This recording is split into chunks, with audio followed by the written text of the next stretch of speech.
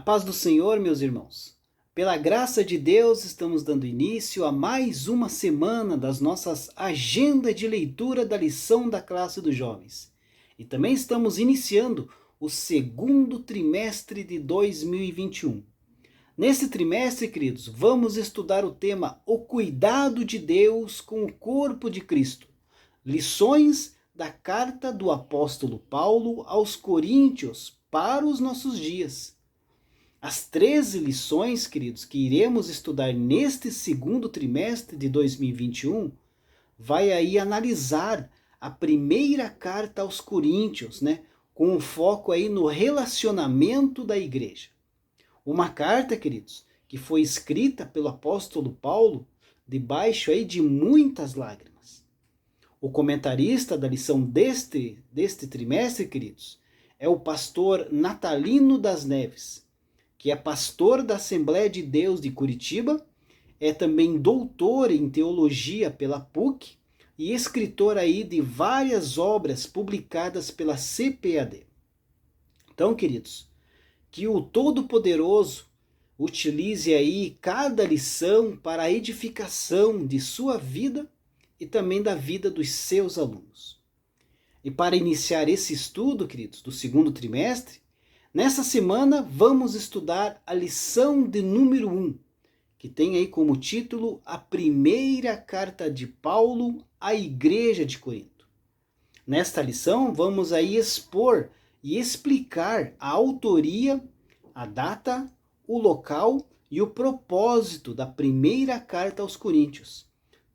Também vamos aí descrever o contexto histórico e cultural da cidade de Corinto e também os destinatários da carta.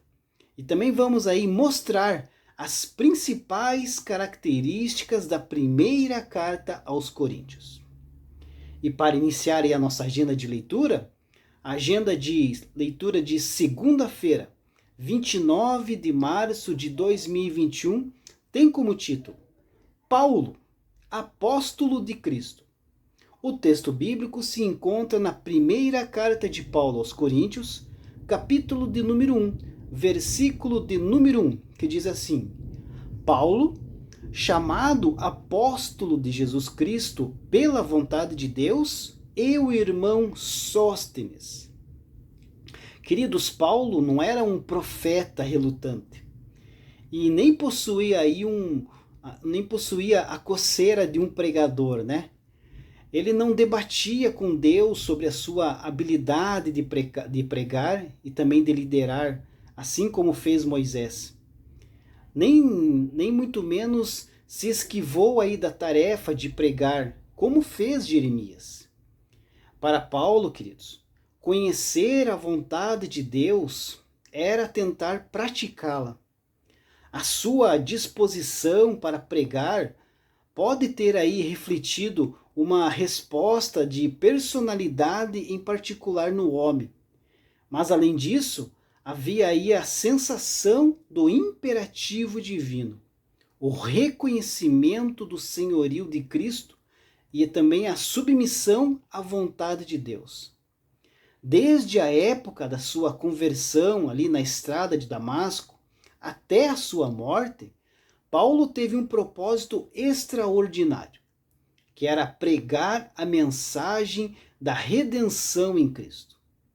O historiador e médico Lucas declara que se passaram aí poucos dias depois da aceitação de Paulo do senhorio de Cristo, como vemos lá em Atos 9:20, está escrito assim: e logo pregava a Jesus, que este era o Filho de Deus. Paulo nunca se desviou de sua missão divinamente designada. O chamado divino é muitas vezes misterioso em sua escolha, mas é real e reconhecível em sua expressão.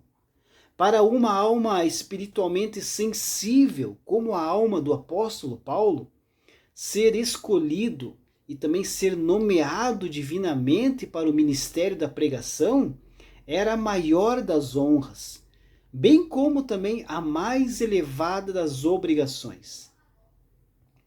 Paulo, queridos, sempre foi aí cuidadoso em apresentar aí as suas credenciais apostólicas. Um apóstolo é alguém aí diretamente comissionado e enviado com uma mensagem, como um delegado, um emissário ou até mesmo um embaixador. O título é às vezes usado em um sentido geral para incluir associados e assistentes, assim como foi com Barnabé. Mas aí o comentarista bíblico Lenski escreve que este evidentemente não é o caso quando a palavra é usada na introdução de uma carta importante, como a de 1 Coríntios. Somente os 12 apóstolos e também o apóstolo Paulo são genuinamente apóstolos, no sentido estrito do termo.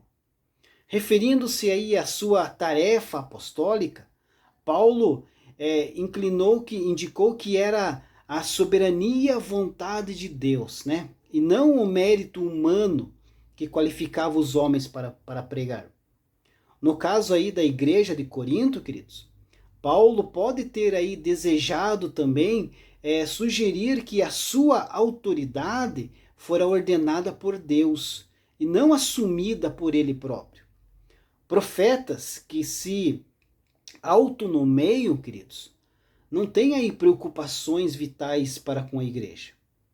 Mas alguém que é chamado para ser um apóstolo tem uma preocupação e uma compaixão que se torna aí um imperativo divino transformador do curso de sua vida. Paulo considerava o seu apostolado como uma intervenção expressa da vontade divina de Deus. Ele foi chamado, então, queridos, para ser um arauto e um despenseiro na obra redentora de Deus. E como Paulo foi usado. Deus abençoe a sua vida e uma ótima segunda-feira.